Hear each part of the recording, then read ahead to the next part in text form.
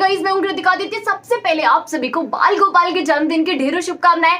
आज के इस वीडियो में आपको बताऊंगी कि आदित्य के साथ जो इतना बड़ा हादसा हुआ है, सत्यकाम उसे वहीं पर अकेला छोड़कर चला गया है। अब यहाँ आदित्य की जान बच पाएगी या नहीं बच पाएगी, इमली और बाकी के घर वाले आदित्य तक कैसे पहुंचेंगे कि यहाँ पर सारा भांडा जो है यानी कि सारा गुस्सा घर वालों का इमली पे फूट जाएगा और इमली और आदित्य की लाइफ में क्या असर होगा। इन सभी प्लान के पीछे मास्टरमाइंड कौन है? सबसे बड़ी बात तो ये कि आदित्य की जगह क्या कोई उसका डुप्लीकेट आकर उसकी जगह ले लेगा, क्या कुछ होगा, कौन सा नया ड्रामा आपको दिखाया जाएगा, इन सभी चीजों की जानकारी मैं आपको दूंगी आज की इस वीडियो में। उसी के साथ अगर आपने अभी तक चैनल को सब्सक्राइब नहीं किया, फटाफट से जाइए चैनल को सब्सक्राइब कर दीजिए। फिलहाल के लिए बिना किसी देरी के शुरू करते हैं आज की वीडियो। तो आप देखोगे कि जैसे आदित्य को गोली लगती है, इमली को वहीं भनक लग जाती है, यानी कि उसको एहसास हो जाता है कि आदित्य के साथ कुछ बुरा हुआ है। और यही अंदेशा जब इमली को होता है तो सभी घर वालों से वो कहती है कि उसे कुछ ऐसा अजीब सा फील हो रहा है जैसे आदित्य के साथ कुछ बुरा हो रहा हो। अब यहाँ बाकी के सभी मेहमान जो आए हुए होते हैं मुंह दिखाई के लिए, जैसे टाइम देखते हैं कि अभी कहते हैं कि अब हमें घर जा रहे हैं, यानी कि हम कब तक यहाँ बैठे रहेंगे, तुम्हारी मुंह दिखाई की रस्म तो होने वाली नहीं है, ना तुम्हारा पति आएगा और ना तुम्हारी मुंह दिखाई की रस्म होगी।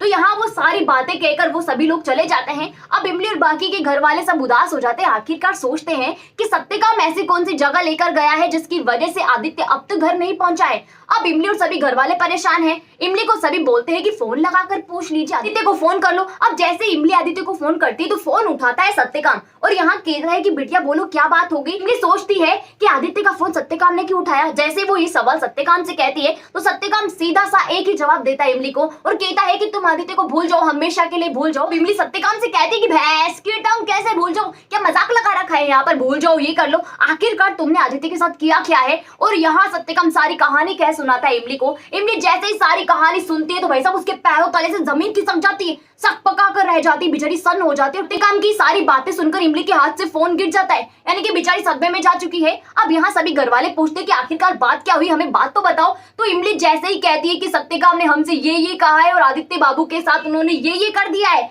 तो यहाँ सभी घर वालों के पैरों के तले से भी जमीन खिसक जाती है और पूरे घर का माहौल यहाँ पर एकदम से शांत और मायूस सा हो जाता है, जैसे मातम का माहौल अभी हो रहा हो। सभी घर वाले इस बात पे यकीन नहीं करते, लेकिन इमली सभी को कहती समझाती कि हाँ वाकई में ये सभी बात सच है, मेरे दादा ने मेरे पति को मार दिया है और मेरी मुंह दिखाई की रस्म के दिन मेरे पति मुझसे दूर हो चुके हैं, हमेशा के लिए दूर जा चुके हैं, ये मेरे दादा ने मुझसे कहा है। सभी लोग ये बात मानते नहीं है और जाते हैं, यानी कि सीधा पूछते हैं कि आदित्य कहाँ है और आखिरकार किस कंडीशन में है। दूसरी तरफ आपको दिखाया जाएगा कि सत्यकाम आदित्य को यूं ही बेहोश पड़ा छोड़कर, यानी कि खून में लथपथ यहाँ पर आदित्य हो रखा है और उसे वहीं पर छोड़कर चला जाता है। अब यहाँ आदित्य की ऐसी हालत हो चुकी है कि अगर उसे हॉस्पिटल टाइम पे नहीं लेके जाए ना, उसकी मौत भी हो सकती है। अब यहाँ पर सिचुएशन को इतना ज्यादा कॉम्प्लिकेट करके आपको दिखाया जाएगा कि आपको ऐसा लगेगा कि भाई साहब अब क्या होगा, यानी कि आगे क्या होने वाला है। पग पग पर यहाँ पर सस्पेंस आपके लिए छोड़ा जा रहा है। इसके बाद आपको त्रिपाठी निवास का सीन दिखाया जाएगा, जहाँ पर सभी लोग मातम के माहौल में पूरी तरीके से डूबे हुए हैं और समझ नहीं आता किसी को कि एक दूसरे से क्या कहें, यानी कि क्या बात करें। इमली मालिनी के पास जाती है, मालिनी से कहती है कि तुमने ये बिल्कुल अच्छा नहीं किया, क्योंकि वो जानती है सारे कांड के पीछे किसका हाथ है, मालिनी का हाथ है। जी हाँ, यहाँ पर मालिनी का ही हाथ है,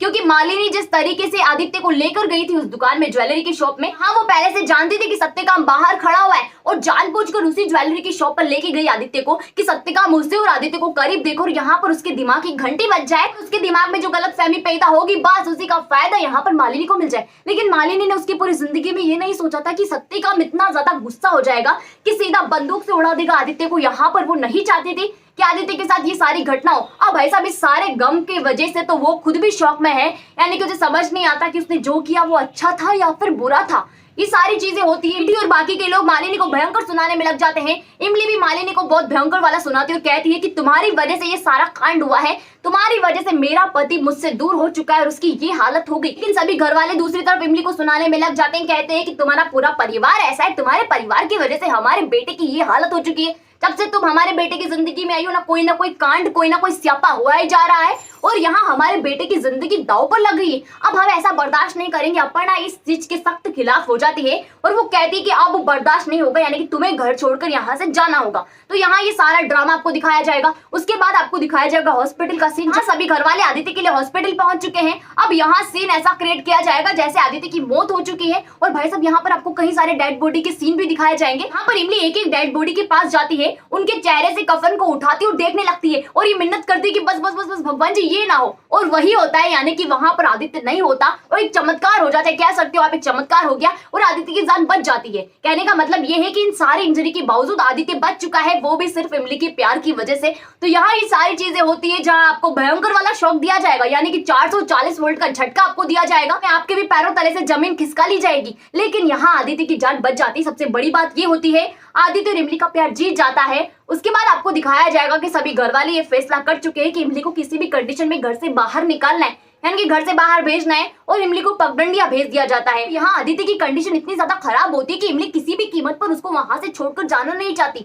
और वो बहुत ज्यादा विरोध करते हैं इस चीज का कि नहीं, मुझे यहाँ से नहीं जाना है, मैं आदित्य के पास ही रहूंगी। लेकिन घर वाले भाई साहब उसकी एक नहीं सुनते, यानी कि मानने को तैयार ही नहीं है और कहते हैं कि बस तुम चली जाओ, तुम जाओगी तभी यहाँ पर हमारा बेटा ठीक हो पाएगा, वरना नहीं हो पाएगा। अब यहाँ इमली बेचारी मजबूर हो जाती है। तो सारी चीजें आपको दिखाई जाएगी। अब बात करते हैं आगे आने वाले अपकमिंग ट्विस्ट की, यानी कि आपको आगे आने वाले अपकमिंग ट्विस्ट में क्या दिखाया जाएगा। तो आप यहाँ पर देखोगे कि इमली पूरी तरीके से जन्माष्टमी की तैयारी करती है। इमली अपने आदित्य के लिए बाल गोपाल से दुआएं करती है और उसका नतीजा ये निकलता है कि आदित्य को होश आ जाता है और इमली और आदित्य का प्यार जीत जाता है। कहने का मतलब ये है कि वापस से लाइफ अपने ट्रैक पर आ जाती है। अब इसके बाद तो आपको कहीं सारे ढेरों सारे धमाके दिखाए जाएंगे। जब आदित्य ठीक होता है तो सबसे पहले अपनी इमली के पास जाता है और यहाँ ऐसा लगेगा इमली को जैसे उसका कोई डुप्लीकेट आ रहा हो, यानी कि आदित्य का कोई नकली इंसान यहाँ पर आकर बैठ गया हो, लेकिन ऐसा नहीं होता, आदित्य खुद वहां पर होता है और ये सारी चीजें देखकर इमली बहुत ज्यादा खुश हो जाती है। तो ये सारी चीजें आपको दिखाई जाएगी। उसी के साथ मैंने आपको आगे आने वाले ढेर सारे अपकमिंग ट्विस्ट की जानकारी भी दे दी है। अगर आपको वीडियो अच्छी लगी हो तो लाइक कीजिएगा, शेयर कीजिएगा, कमेंट करके मुझे ये बताइएगा कि आपको मेरी आज की वीडियो कैसी लगी। उसी के साथ क्या आप चाहते हो ना कि आदित्य और इमली वापस से एक हो जाए, या फिर मालिनी आदित्य को फंसाकर उसे अपनी तरफ कर ले? आप क्या चाहते हो, आदित्य किसके साथ जाए, मालिनी के साथ जाए या फिर इमली के साथ जाए? तो ये चीज मुझे कमेंट सेक्शन में कमेंट करके जरूर बताइएगा। उसी के साथ जिन लोगों ने अभी तक चैनल को सब्सक्राइब नहीं किया, फटाफट से जाइए चैनल को सब्सक्राइब कर दीजिए। वहीं पास में नोटिफिकेशन के बेल आइकन का बटन है, उसे भी प्रेस कर दीजिएगा ताकि जब भी हमारी वीडियो है सबसे पहले आप तक पहुंचे बिना किसी रुकावट के।